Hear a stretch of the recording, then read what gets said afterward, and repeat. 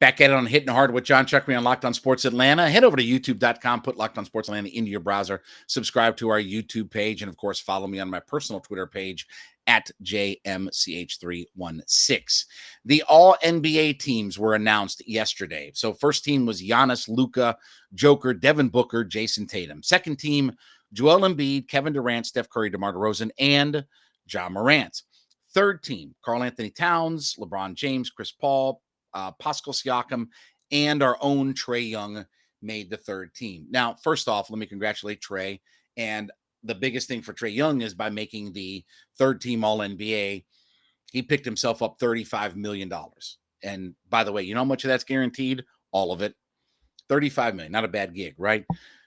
But it is an interesting point. I've talked to several NBA writers, and I sort of knew this was coming, that it would be third team.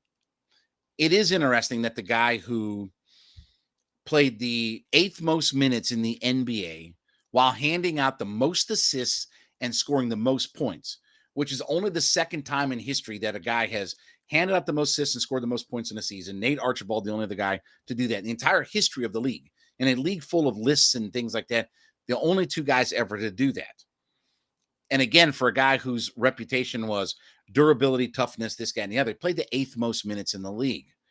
But I've asked guys about why would Trae Young only be a third team player? I said, what has he he not done that Ja Morant's done? And they brought up the fact of winning. Now, I call this the Peter King theory.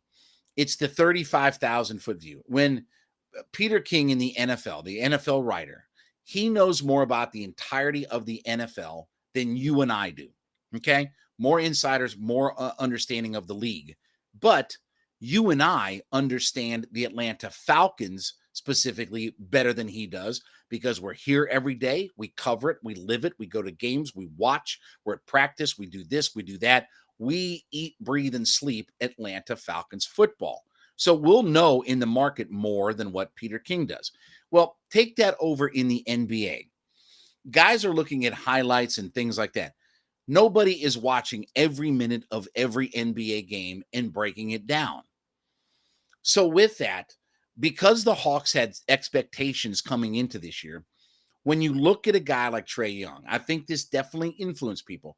When you look at a guy like Trae Young and the expectations of him leading this franchise, this, that, and the other, they look at a Hawks team that was fighting for dear life to get into the playoffs, fledged around all season long, and only found itself in the 9-10 play-in matchup and had to win a couple of games. So a guy like Trae Young went from being the babe in the bell of the ball last year off his playoff run to, well, maybe they weren't so good and maybe he's not the leader. And it brings up some of these false narratives. I'm not telling you this is right, wrong, or indifferent, but if you look, for instance, and I'm not knocking Ja Morant because it's going to come off sound like this, but Morant only played 57 games this year. And if you look at the Memphis Grizzlies record, yes, they were the second seed in the West, but their record was as good without Ja Morant as it was with Ja Morant. And then I had some people tell me, well, Ja Morant plays defense, this and the other. He does. They're a bad defensive team when he plays. If you look at defensive metrics, Trae Young's defensive metric score is about 118. Ja Morant's 111. Trae grades out as a better defensive player than Ja Morant does. So again, we get into these narratives that aren't true. And I understand the team success and this, that, and the other. But when a guy doesn't play a whole bunch of games, we had an 82 game season. He played 57 games. Think about how many games that is that he missed this year. And your team is as good without you as they are with you. Because that wasn't the case for Trae Young, but for Memphis and Ja Morant, it was. And it just brings up some of these narratives about what the Hawks are, what the expectation was. I think there's a lot of things that went into it. But you would think that just on the surface, I'll bet you, I'll guarantee you, a lot of writers knew that Trae Young scored the most points and handed out the most assists, because that stat has been brought up a million times over. And again, Nate Archibald, the only other guy in the history of the league. I'll bet you most guys don't know that Trae Young played the eighth most minutes in the league this year. I'll bet you if you brought that stat up to guys, they'd be surprised by that. The national nudniks that, are voting in this NBA, ballroom dancing contest of it. Does it matter at the end of the day? No, but it is because the built-in excuse isn't there. So, for instance, people were like, why did Joel Embiid only get the second team all NBA? Why was he not first team? Because realistically, they only take one center. It's still the old-fashioned 2 forwards, 2 guards, and a center, right?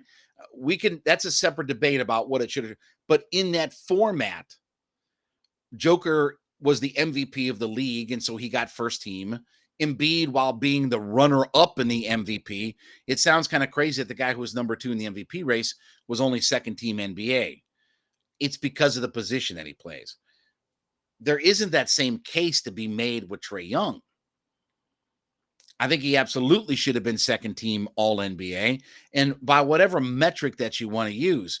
But I think for a lot of guys, and I have talked specifically to some of these guys, they look at winning, but they're not diving into the minutia of what Memphis is with or without Ja Morant. They just see Ja Morant on a Tuesday night in November have a big slam dunk over some guy, right? That's all that they catch out of all of this. They don't see the minutia. They don't look at the numbers. They don't dive into how much he played, didn't play, what was his team's record with and without, because they're covering the entire league as a whole. They're not in charge of covering the Memphis Grizzlies. I'm in charge of watching and covering the Atlanta Hawks and seeing what they do and talking about it on a day-to-day, night-to-night basis. So I'm in tune with what the Hawks look like. But when I see something like this and I say, wait a second, should Ja Morant be in over Trae Young? That's when I can go directly to the Memphis Grizzlies page and start breaking it down one-on-one versus all that. So again, I know in the grand scheme of things, it doesn't mean a whole lot because Trae Young got $35 million to be third team all NBA. That's all that really matters at the end of the day. But it is kind of interesting that Trae Young had the season that if Trae Young had won probably, let's say, been a 50-win team instead of a 43-win team, I think it'd have absolutely been second team all NBA. But that's what happens when these writers are looking at and living in some of the bubble where it's the 35,000-foot view versus the micro view that we have here in our hometown. All right, when we get back, I don't think it's too early to talk about a change for the Atlanta Braves. That's next. Hitting Hard with Jon Chuckery on Locked On Sports Atlanta.